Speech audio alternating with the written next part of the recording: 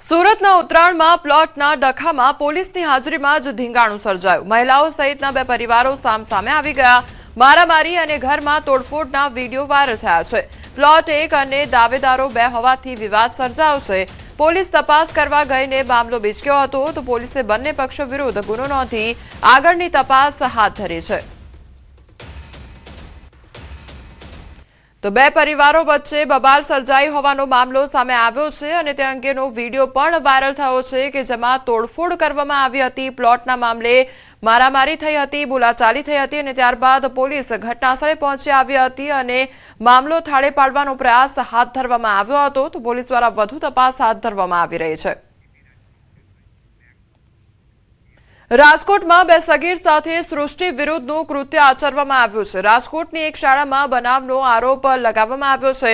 જમવાની લાલચ આપી સૃષ્ટિ વિરુદ્ધનું કૃત્ય આચરવામાં આવ્યું। બે યુવકોએ શોષણ કર્યાનો આક્ષેપ કરવામાં આવ્યો છે તો હાલ પોલીસે વધુ તપાસ શરૂ કરી છે। તો જમવાની લાલચ આપીને સૃષ્ટિ વિરુદ્ધનું કૃત્ય આચરવામાં આવ્યું હોય તે પ્રકારનો આક્ષેપ કરવામાં આવી રહ્યો છે।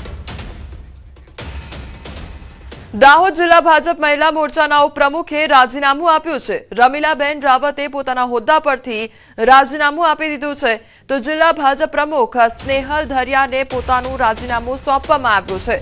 રમીલાબેન રાવતે રાજીનામું આપતા અનેક ચર્ચાએ જોર પકડ્યું છે। મહત્વનું છે કે રમીલાબેન રાવતે માત્ર મહિલા મોરચાના જિલ્લા ઉપપ્રમુખ પદેથી રાજીનામું આપ્યું છે।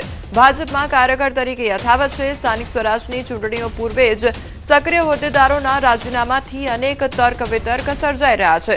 લીમખેડા તાલુકા ભાજપમાં એક બાદ એક રાજીનામા પડતા આંતરિક વિખવાદની ચર્ચાએ પણ જોર પકડ્યું છે।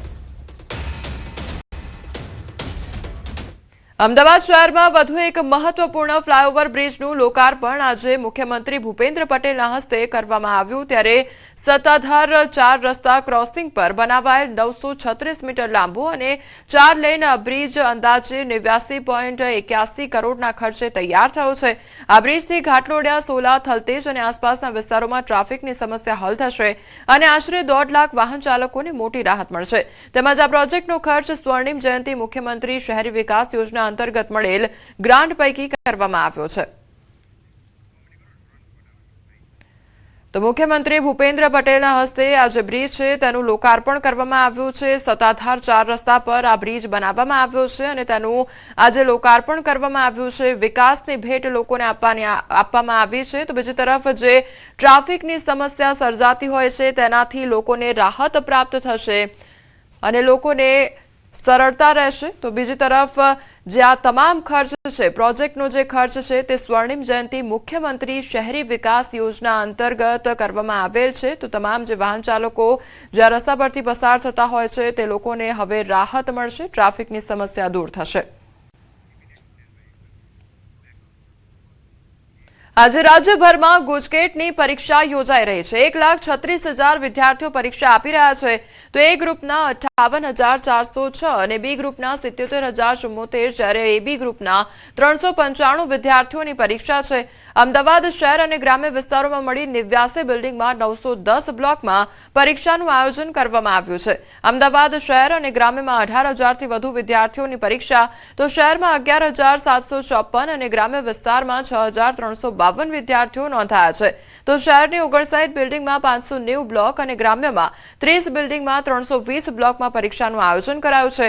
ધોરણ 12 સાયન્સના 1.25 લાખથી વધુ વિદ્યાર્થીઓ ગુજકેટ પરીક્ષા આપશે તો સીસીટીવી અને પોલીસના ચુસ્ત બંદોબસ્ત વચ્ચે પરીક્ષા યોજાશે। ગુજકેટની પરીક્ષા 3 તબક્કામાં યોજાશે। આરોગ્યની ટીમો પણ તમામ કેન્દ્ર પર ઉપસ્થિત રાખવામાં આવી છે।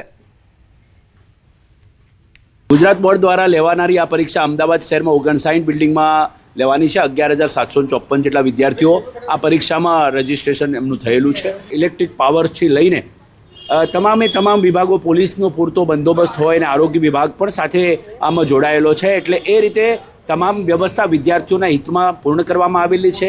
ગેરરીતિ ન થાય તે માટે સીસીટીવી કેમેરામાં જ આખી પરીક્ષા લેવાય છે। આજથી 2 દિવસ પણ માવઠું કરશે હેરાન। ઉત્તર પૂર્વ ગુજરાતમાં માવઠું થશે। સૌરાષ્ટ્ર કચ્છમાં રહેશે છૂટો છવાયો વરસાદ તો બનાસકાંઠા, થરાદ, સાબરકાંઠામાં માવઠું થશે। મહેસાણા, અરવલ્લી, દાહોદમાં પણ વરસાદ વરસી શકે છે। ગાંધીનગર, અમદાવાદમાં પણ હળવા વરસાદની આગાહી કરવામાં આવી છે।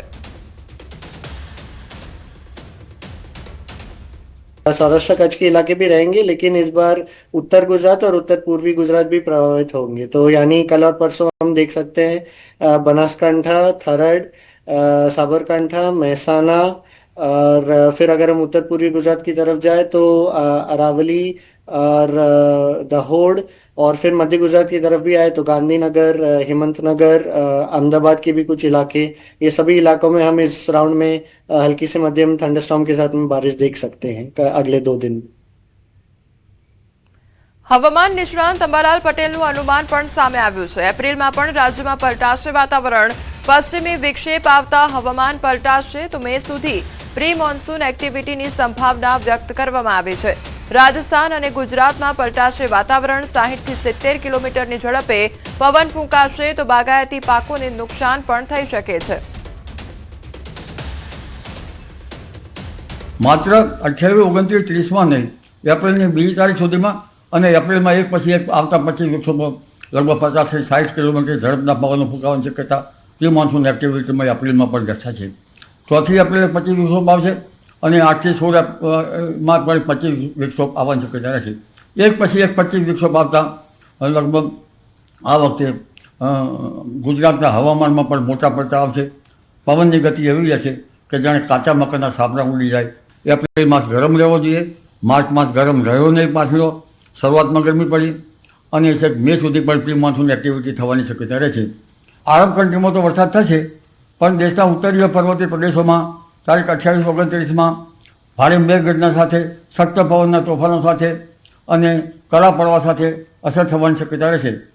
જોકે ઉત્તર ભારતમાં નહીં, માત્ર ભારતના ઘણા ભાગોમાં તેની અસર થવાની શક્યતા રહે છે અને દેશના ઘણા ભાગોમાં તો 60 થી 70 કિલોમીટર પર અવરનો પવન ફૂંકાવાની શક્યતા રહે છે અને જાણે ભૂભાગો પર જ વાવાઝોડું આવી ગયું હોય તેવી અસર થવાની શક્યતા રહેશે।